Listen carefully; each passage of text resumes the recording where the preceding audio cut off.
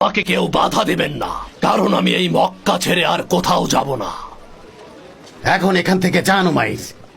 আমরা আরেকটা যুদ্ধের প্রস্তুতি নিচ্ছি, যেখানে জুমুহ গোত্রকে আমরা জোর করব না আমাদের সাথে যুদ্ধে যোগ দেওয়ার জন্য।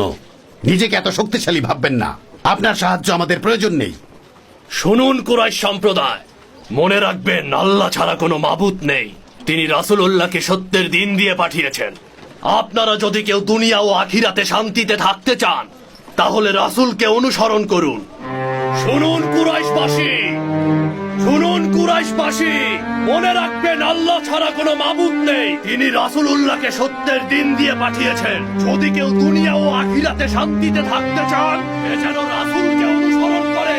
শুনুন কুরাইশবাসী, মনে রাখবেন আল্লাহ ছাড়া কোনো মাবুদ নেই।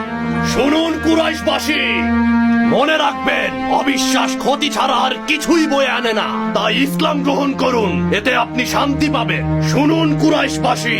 সাবধান উমাইর, আমাদেরকে রাগাতে চাচ্ছেন? মুখ সামলে কথা বলো। আল্লাহর শপথ, আমি তোমাদের সকলকে সাবধান করে দিচ্ছে হিন্দ। আপনার উপর গজব নাজিল হোক উমাইর। তুমি আর তোমার স্বামী বদরের যুদ্ধে যা করেছো, এতে তোমাদের ধ্বংস হওয়া উচিত। এখনো তারা নির্যাতিত হচ্ছে। থামুন আপনি, তাদের সম্পর্কে এভাবে কথা বলছেন? জানেন আমি হিন্দ। আমি উমাইর ইবনে ওয়াহাব আল জুমহি।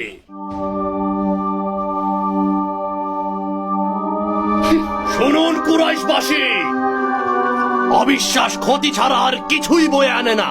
তাই ইসলাম গ্রহণ করুন, এটা জীবনের হতাশার কারণ হবে। আর তাই আপনারা ইসলাম গ্রহণ করুন।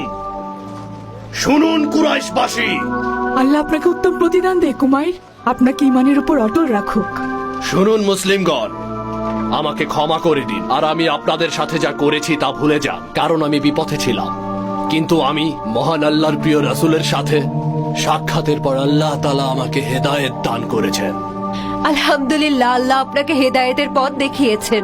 আল্লাহর শপথ, তারা যা শুনতে অপছন্দ করে তা আমি বারবার করেই যাব। আশহাদু আল্লা ইলাহা ইল্লাল্লাহ ওয়া আশহাদু আন্না মুহাম্মাদান রাসূলুল্লাহ। শুনুন কুরাইশবাসী, শুনুন কুরাইশবাসী।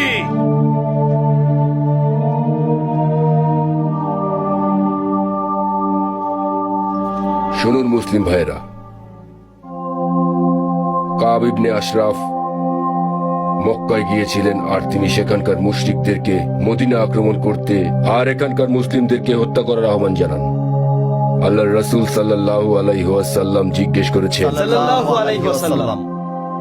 কে ইবনে আশরাফকে হত্যা করবে? আমি পারবো হে আল্লাহর রাসূল। আল্লাহর রাসূল সাল্লাল্লাহু আলাইহি ওয়াসাল্লাম বলেছেন, তাহলে তাকে হত্যা করে আসুন। ইবনে মাসলামা, আপনি চাইলে আমি আপনার সাথে যেতে পারি, অথবা আপনার সাথে আমার গোত্রের লোকও পাঠাতে পারি।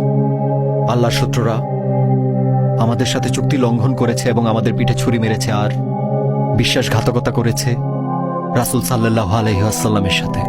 এমনকি অনেক অবিচার করেছে আমাদের মুসলিম ভাই বোনদের উপর। সাল্লাল্লাহু আলাইহি ওয়াসাল্লাম, আমি একাই পারবো ইনশাআল্লাহ। শুনুন মুসলিম ভাইরা, আল্লাহর রাসূল মুহাম্মদ সাল্লাল্লাহু আলাইহি ওয়াসাল্লাম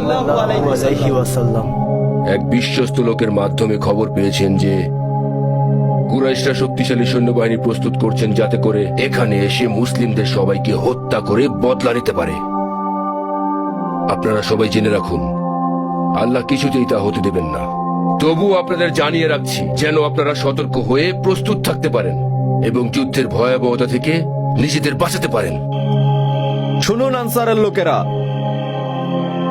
শহরে কিছু মুনাফিক ঘোরাফেরা করছে, যাদের অন্তরে কুফরি লুকিয়ে আছে, কিন্তু তারা দেখাচ্ছে যে তারা হলো আমাদের মতোই মুসলমান।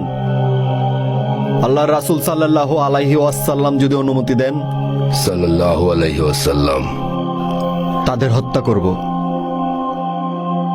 আল্লাহর রাসূল আমাদের এই কাজটি করতে নিষেধ করেছেন, কিন্তু তারা আল্লাহর রাসূলের মসজিদে নামাজ পড়তে পারবে না, কারণ তাদের নিজেদের মসজিদ আছে। সেখানে তারা ইসলামকে নিয়ে ঠাট্টা বিদ্রুপ করে, তাই সেটি যে ভেঙে ফেলো।